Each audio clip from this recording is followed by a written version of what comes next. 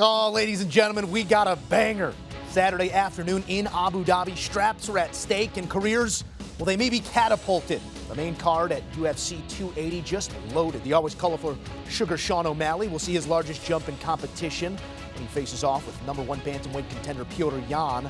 Then in the penultimate bout, TJ Dillashaw will look to complete his climb back to the top of the bantamweight division. And in your main event, one will assume the currently vacant lightweight throne when Charles Oliveira and Islam Makhachev exchange pleasantries. And do not forget, main card Kombat scheduled to begin at 2 Eastern.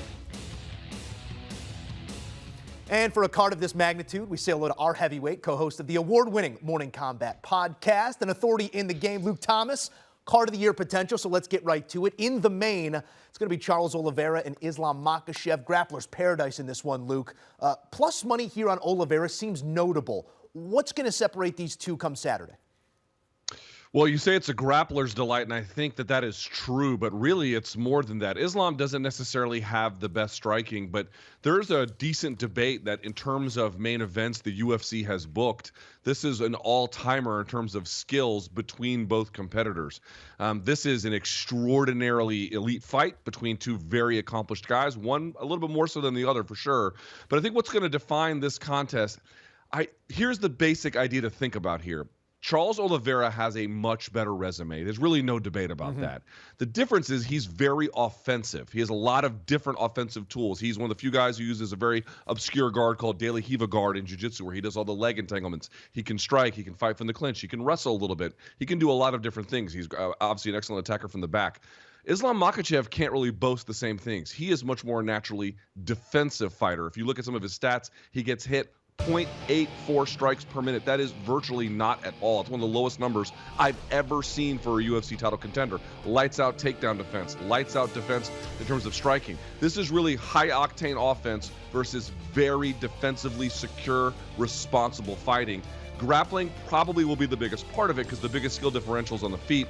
I think the answer here is going to be the body locks and the forms of control. When I say body lock, I mean the takedown, not so much double legs. And you can see here on the replays here, the highlights of Islam Makhachev. I think he's going to try and drag this fight out. The later it goes, I do think it favors him because Oliveira comes shot out of a cannon.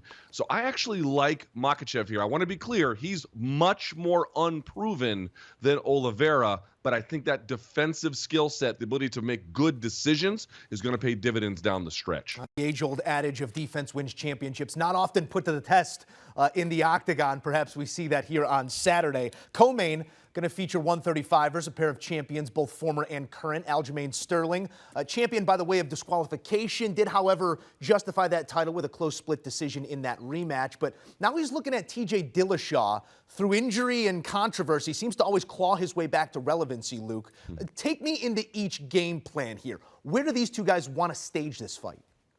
Right, great question. So you have in TJ Dillashaw a guy who I'm going to say is much more nimble and certainly much more creative, and I would even argue devastating kind of striker. Excellent with his kicks in both distance closing, range management, corralling movement, which is going to be important because a guy like Sterling, if you saw in the second Yan fight, likes to use lateral movement, so that will be kind of interesting. I think to the extent he can keep it there and defensively shut down Aljamain Sterling, that's probably his best path to victory. The X factor here for TJ Dillashaw is whether he initiates offensive wrestling on the quote-unquote better wrestler of the two. But really it's a question of who's got the better defensive wrestling, not who's the better overall offensive wrestler, as a matter of fact. And so we know TJ Dillashaw has very good defensive wrestling, very good offensive wrestling. For a guy like Aljamain Sterling, he's got very good offensive wrestling, and he doesn't have by any means bad defensive wrestling, but there is a bit of a gap there. He is much more of an offensive kind of leading guy. You can see him there from backpacking, taking mount in those positions. So I think that's the way he's looking at it. If you're Aljamain Sterling, movement is going to be key. The jab is going to be key. And really what you're looking for from Aljamain Sterling, folks, the tape is very clear. In fact, perfect timing. Look at the highlights. Single leg attacks. Aljamain Sterling is excellent at single leg attacks, picking them up and using it to dump them right there, picking them up, running them into the fence, taking them down. All roads of offense in terms of creating back exposure, finding mount, getting the takedown, controlling the terms of the fight, lead from the single leg by Aljamain Sterling. If TJ Dillashaw doesn't have an answer for that, my guess is he's going to have a real bad night. So many By the way, matchups. I like Sterling to win. We got Sterling on the pick there. So many of these matchups on this card have fight of the night potential, including that one. Let's get to that one fight prior. The always entertaining Sugar Sean O'Malley going to look to take the biggest step forward of his career against Petr Yan. Luke, I do want you to dissect this, give us your pick in the matchup, but further, is this a semifinal of sorts? O'Malley currently 11th in the bantamweight rankings, and we've already seen the Yan-Sterling saga play out over a couple years. In your eyes, does the winner here get the winner of Sterling Dillashaw? Certainly seems possible. I would say this. If Sean O'Malley wins, it is almost guaranteed he gets the title shot, because you'd be beating the #1 contender, as you indicated, the previous champion. And by the way, that was a very close fight where he lost the belt. It wasn't like some runaway, but by no means was it that. So you would, if you go from, and by the way, when they made the fight, he was ranked 13th. So if you're the 13th ranked guy and you beat the #1 guy, and he's already on this precipice of global stardom, as UFC president Dana White had indicated this week, I think he's right. The numbers do speak to that. They're going to push him to the front. It gets a little tricky if, in fact, Yan wins and Sterling wins. Do you do Yan Sterling 3 right away? That's the part where you just don't exactly know. Plus, Henry Cejudo could come back, and he's a wild card in all kinds of ways. So that's what I would say. In terms of the fight itself, it's an interesting one. I have to go with Yan, and the reason why is because on the feet, is Sean O'Malley dynamic? There can be absolutely no doubt about it. He has some of the best feints and fakes in the game. He has excellent movement, a phenomenal jab, a one-hitter quitter in terms of power. He really is quite exceptional in that regard. But he's a little bit uncertain. We've never seen his wrestling tested. Hello, Yan, in addition to being a great striker, is a phenomenal wrestler and controller of space and movement on the mat. And then the other part, too, is he had these 2 fights where he stepped up in quality, one against Chito Vera, and there may have been some durability questions. And then the fight against Pedro Munoz, which no one was really taking the fight by the scruff of the neck and owning it, and then it ended with the eye poke in the second. It was just inconclusive. So is Sean O'Malley potentially sitting on this one growth moment? He's going to go in there and blow the doors off Yan? It is in play, but skills win fights. And who do we know for a fact to be the more skilled guy? By a considerable margin, it seems like. I think it's Yan. Yan lauded the striking and stand-up of Sean O'Malley on Thursday, but says he believes he has a decided mental edge. And when we get into those late rounds, we'll see how that plays out. We do need a best bet. And I do get privy to the picks here prior to the show. And you got to walk me through this one, because you gave us a pick on the main event, but your best bet on the card is a self-fade. Talk me through it.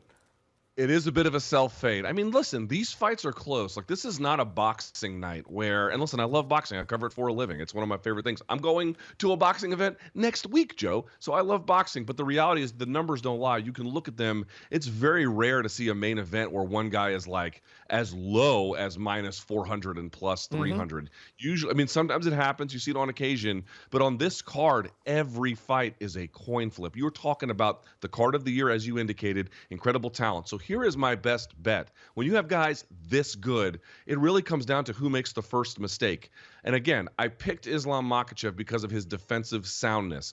But my best bet for that reason, if we're talking about just betting, it's got to be Charles Oliveira, right? And the reason why I say that is because he is currently the underdog. There's a lot of folks, coaches and fighters, who think that's crazy. There's a lot of fans who are kind of upset about it and think it's a lack of respect. And the reality is what I go back to before. Joe, Charles Oliveira is arguably the most offensively elite and diverse guy, if you balance those sort of 2 considerations. At the same time, maybe in all of MMA, he has a remarkable game. If you wanted to look at who's a good upset pick that people are kind of looking past, including maybe me, it's got to be Charles Oliveira. Yeah, you're not going to get a plus number next to that name too often, and when you do, you take advantage. And it's always a great time when we have our Luke Thomas breaking down the fights here on CBS Sports HQ. Thank you, Luke. And for more before, during, and after this card, be sure to download, subscribe, and enjoy the award-winning Morning Kombat podcast. Luke Thomas, Brian Campbell, the Kings of Swing, the authorities in the game. Download, subscribe, the Morning Kombat.